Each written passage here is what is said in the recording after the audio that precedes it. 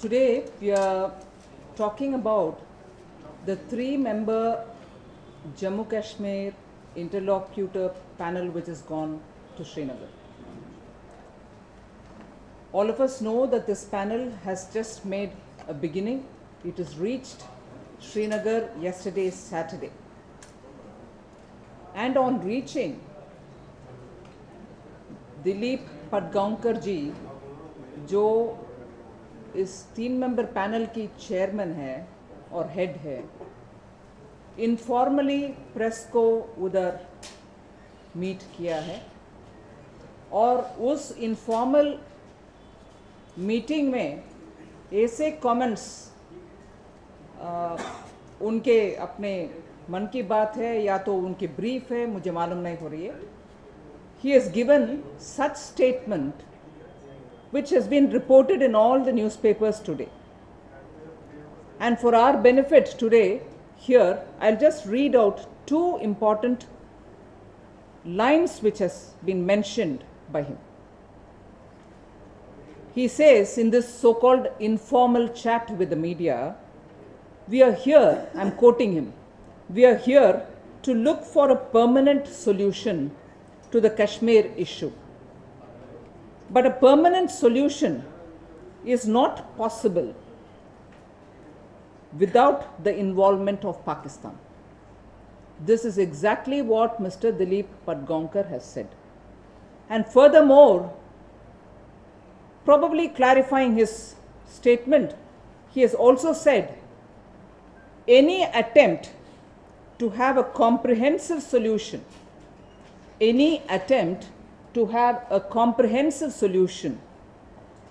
without Pakistan's involvement is not possible. Pakistan has to be involved, unquote.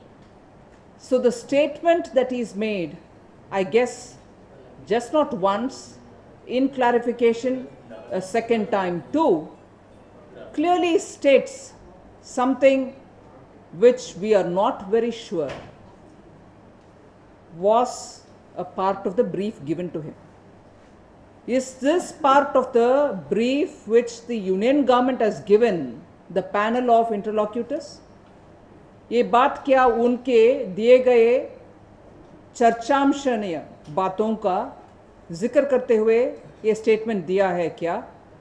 ये उनको इंटरलॉक्यूटर्स को जो ब्रीफ दिया है उसमें एक अंश है क्या?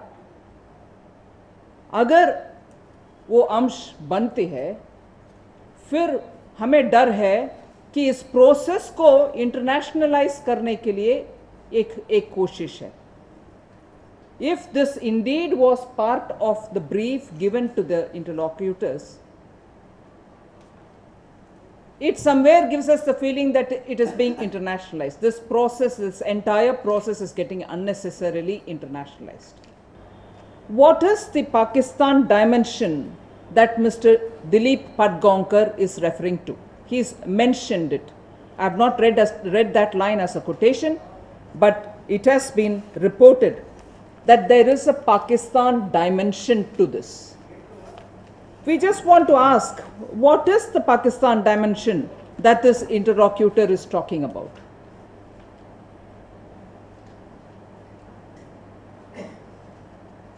Has he overstepped his brief? If it is not part of the brief given to the panel, and if he has overstepped it, we from the BJP demand that the Prime Minister's office, the PMO, please give a clarification. The PMO should come out immediately because after all the panel has gone to Jammu Kashmir. In Srinagar from yesterday they've started their job, and this is the first time after being appointed the panel has reached Srinagar, and they're going to be there for at least this leg, we are told, for a whole week. And if during this whole week they're starting their, I think, very difficult and sensitive assignment, in this note, it raises a lot of questions. So therefore, we demand that the PMO immediately give us a clarification, give the nation a clarification if Mr. Padgaonkar's brief indeed it was to say what he said. It also gives us an impression that he is only legitimizing or rationalizing Pakistan's stand on this unfinished agenda on Kashmir, which we repeatedly hear.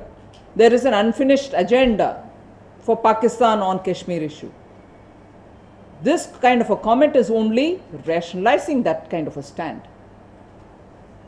Furthermore, it gives us the feeling that the panel is already taking the Hurriyat angle. Are all these kind of things intended somewhere? Unknowingly has it been said, or is it a comment which has been essentially an outcome of the brief that they have received? I think there is a lot of questions coming out of this informal chat that Mr. Padgaonkar has had in Srinagar yesterday.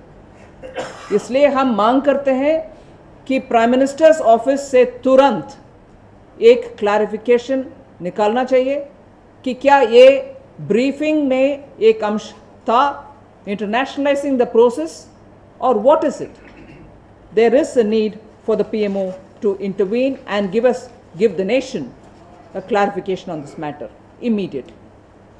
Ma'am इसको हिंदी में करते हैं। ये है कि जो दिलीप पडगांवकर ने बोला है उसको हमने केंद्र सरकार से तो पीएमओ से मांगा है, लेकिन क्या आप इस पैनल के बारे में टिप्पणी करेंगे और दिलीप पडगांवकर को वापस पाने की मांग करेंगे? इस तरह की बयान देंगे? नहीं, ये सब ना एक पद्धति के रूप में चल रहे क्या, ऐसे हमें मन में आशंका आ रही है। एक तरफ से पहले कांग्रेस की जनरल सेक्रेटरी इतने हंगामा जब जम्मू एंड कश्मीर में हुआ, उस समय जब बाकी राज्यों में हम बोलते हैं लॉ एंड ऑर्डर सिचुएशन बिगड़ गए, चीफ मिनिस्टर क्या कर रहे हैं, उस समय कांग्रेस की जनरल सेक्रेटरी बोलते हैं नहीं नहीं प्लीज उनको ज़्यादा टाइम दे दीजिए। एक सर्टिफिकेट देने लायक स्टेटमेंट है वो। तुरंत सर्टिफिकेट और टाइम मिलने के बाद जम्मू कश्मीर के चीफ मिनिस्टर श्री उमर अब्दुल्ला ने ऐसे उनके असेंबली में एक स्पीच दिए हैं जिसमें बहुत चर्चा हुए, आप सबको मालूम है। ऐसे स्पीच जो कश्मीर की मोहल्ले में भी देने लायक नहीं है, सेपरेटिस्ट की बात सामने आई। It was almost as if that speech in the assembly of Jammu and Kashmir was written, scripted by extremists, separatists. It wasn't a speech which we would understand a chief minister who has been elected as per our constitutional rights could speak at all. So that is the second. Then you have the separatists come to Delhi even after the announcement of interlocutors has been made.